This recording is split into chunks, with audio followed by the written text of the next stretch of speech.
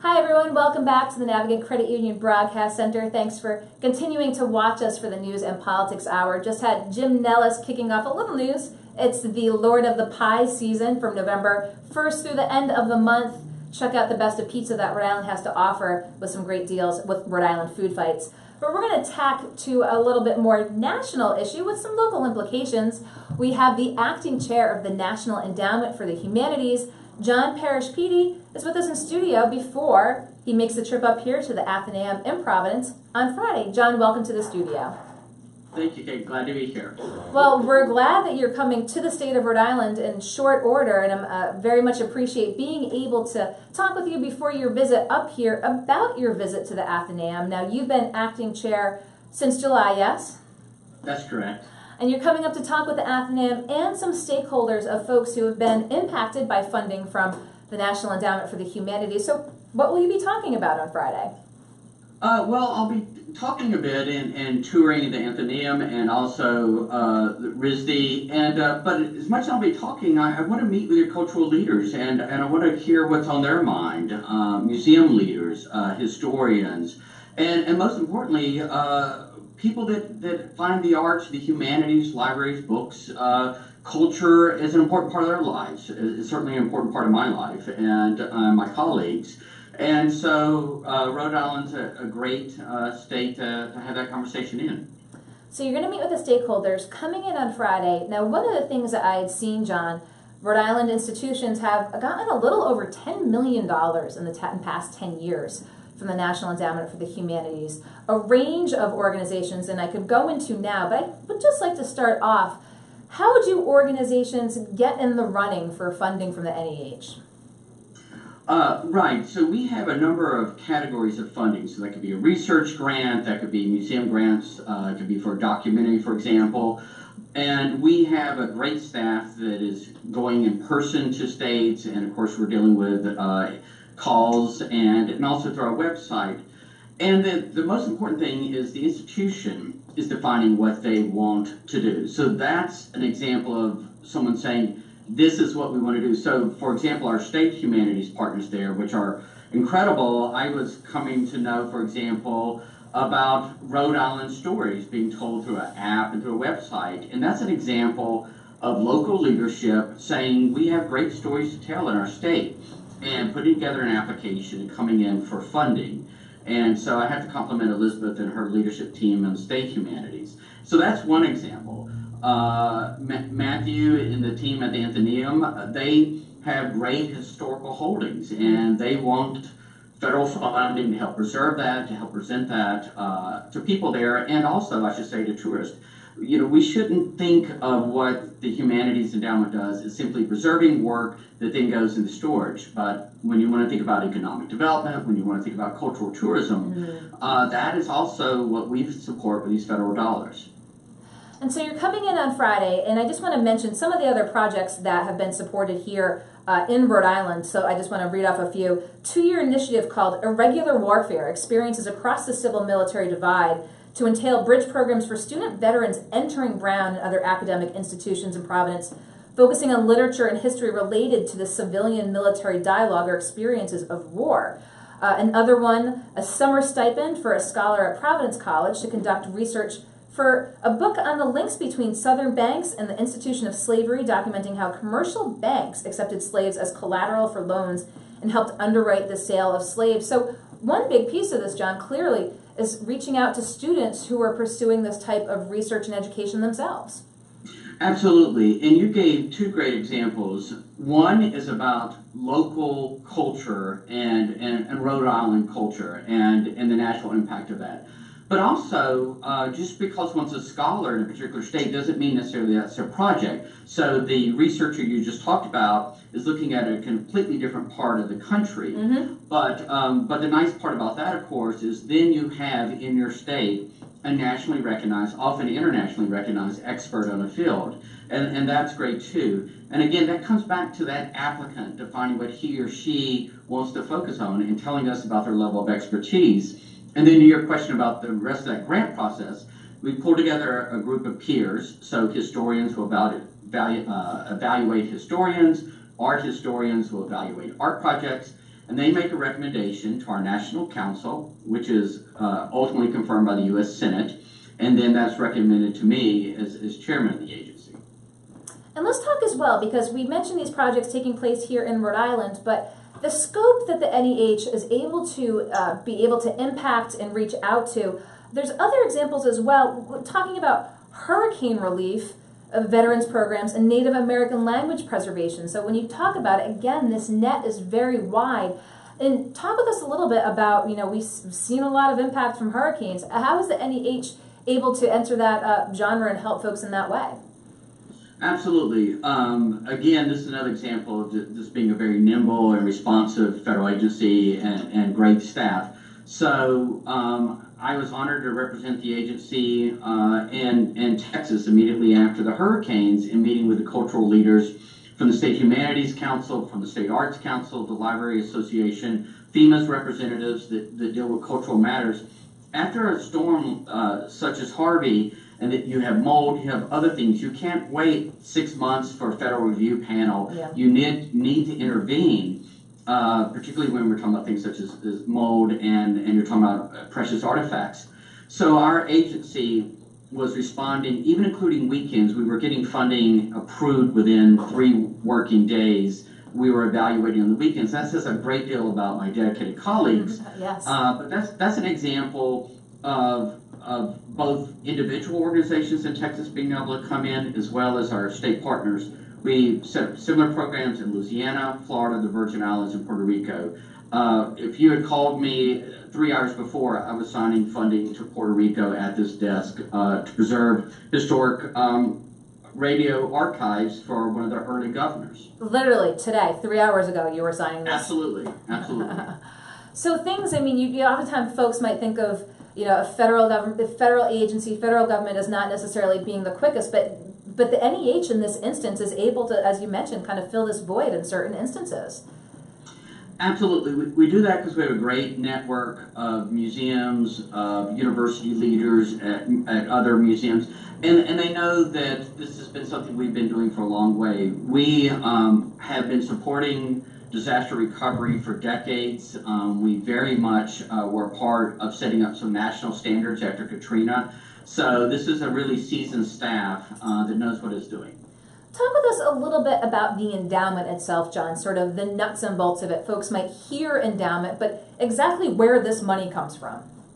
Right, absolutely. It comes from you and me and your producer. These are ultimately tax funds. And so under LBJ, under President Johnson, as part of the Great Society projects, where we were looking at saying what is great about America and what do we want to invest in, the NEA and the NEH, the Humanities and the Arts Endowments, were established. And so, for example, we have been funding for decades the presentation and preservation of presidential papers. So when somebody says, what are you doing with your large grants? We are preserving George Washington's papers. We are annotating them. We are explaining who the president was meeting with. And, I could go on, and particularly since I'm talking to an audience in Rhode Island, let me give credit that when you think about the great work that's being done by the Humanities Endowment, you cannot discuss that without knowing that it came from Senator Pell's leadership and his legacy of funding, supporting the establishment of the agencies. And you of course, I've worked at the Humanities Endowment now. I worked at the National Endowment for the Arts for 8 years in the past, and I must say that Senator Reid and Senator Whitehouse continue that legacy. And so as we stand here in the now November of 2017, how does the funding outlook look for the NEH moving forward? There's been a lot of discussions about it under this administration. What is the status? Right. That'll be easier to answer in a few months. I'll tell you 2 things. So the president has put forward his budget for the upcoming year, the next budget, and the president recommended $41 million, and that would be a budget that would lead to the closure of the agency. The House of Representatives has looked at the president's budget request. They have proposed to the Senate to fund the agency at $145 million. That would be about a 3% cut. Okay. And the Senate has not publicly said their number yet. Mm-hmm. So ultimately the Senate and the House will reconcile to a number, and they will recommend that to the president. And I know for people that work in the humanities and the arts and the cultural institutions, are concerned about those numbers. What I say to people is they should continue to apply. They should continue to talk to us about our projects. And no one in the administration at any time has ever said anything derogatory to me about the arts or humanities. And they want me to do events like I'm doing to talk about how we're using the tax funding. So as you can see from the show, I'm not sitting here in Washington. We're getting out to states and talking about the work of the agency. And is it a grassroots effort if folks are supportive of the humanities and the projects that you have mentioned? Are you urging folks to call legislators and say, make sure that this is funded, you'd mentioned perhaps a 3% cut, but as fully funded as possible? So the requirement of the chairmanship, and this is across all administrations, is that we are barred by law from advocating for our own budget. So we represent the president's budget request, and members of Congress will call us in to explain how we're using funds or how we might use funds if funded. And so we're allowed to address the inquiries from Congress, but we're not allowed to advocate on our agency's behalf. Just up top, come to Rhode Island talking about the impact that the NEH has had on projects here. How much are you on the road, John? I'm catching you down in DC. I see HUD behind you. I was kind of peering in the windows there. But are you on the road? Are you on the road every week? About every week. I will probably be in 10 states in a 2-month window, okay. Something like that. And usually, sometimes I was in Nebraska the same week that I was in Tennessee. The day before and the day after visiting in Rhode Island, I will be in Boston. And that's pretty normal to me. And it's such a great pleasure. And I must say, I'm just so energized by seeing all the creativity across the country. And we know the great large institutions. We know Brown, for example, and I love meeting a researcher such as the one we funded at Brown. I also love the institutions I haven't heard of, the small historical societies, the museums.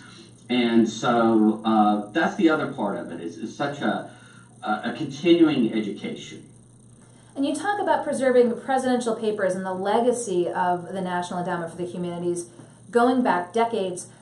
Talk with us about how, we're here, we're digital. Are you entering that sort of digital era of focusing on that aspect of things as well, in addition to paper preservation?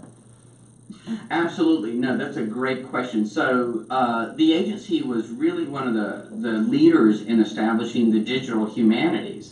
And we have an entire funding office called the Office of Digital Humanities. But it's helping us think beyond being limited to here's a book or here's a film. For example, when you want to think about the legacy of this agency, we funded Ken Burns' Civil War documentary, and that was so incredible, informative for a lot of people. And now we funded Ken Burns' Vietnam War documentary. But now that's playing out. People are seeing that streaming on a website. They're talking about it on social media.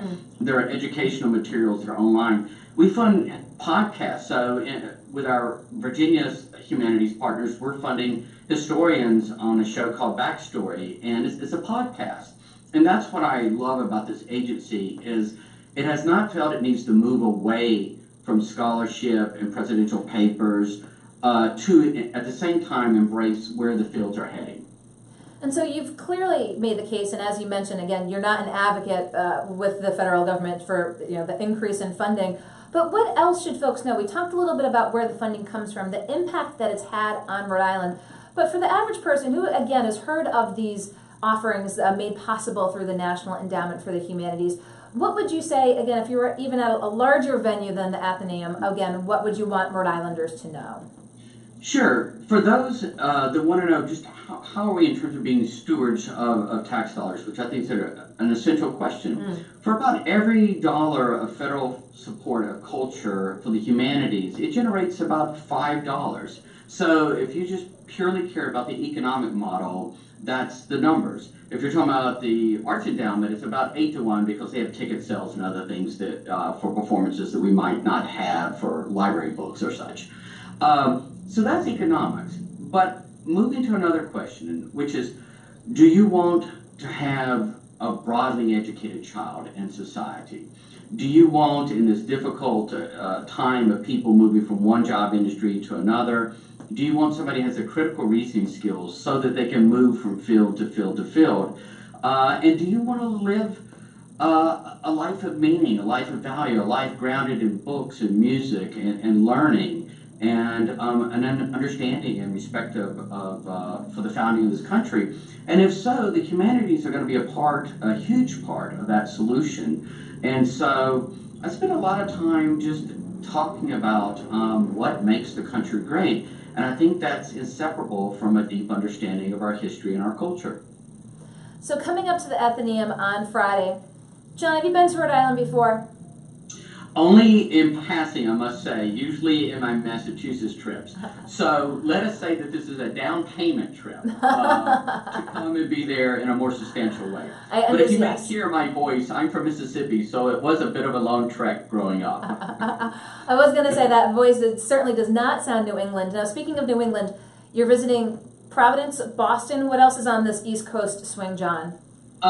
Because I'm speaking at the National Humanities Conference in Boston, really that's going to be the anchor, because people are coming from all across the country to be there. So I'll be mostly interacting with people there. So, but I will have a much more substantial New England trip, and decidedly Rhode Island would be part of that. Well, we appreciate you being able to come stop through Rhode Island on Friday on the way up to Boston at the Athenaeum. I was glad to get you in to give a little preview, so when folks see that you're coming, see that you're speaking, know a little bit more about how exactly the National Endowment for the Humanities, as you said, impacts folks here in Rhode Island. And perhaps, John, next time, if you are coming through again, we'll get you here in studio. I would like that. Well, this is my first exposure to go local, and I love it so far. And thanks for your questions. Well, I appreciate it. You know, as we kind of say that we've got the best of local and national, we just had someone who heads up a food organization here talking about Food Fight's the best at pizza in Rhode Island. People can go around and check that out. So hyper-local to, again, bringing in a national figure, again, with the National Endowment for the Humanities. So, John, I appreciate your taking the time to Skype in with us here. Oh, thank you so much. Okay, John, I will let you go, and we will talk with you soon. John Parish, Peede with the National Endowment for the Humanities. Thank you so much. We're going to let him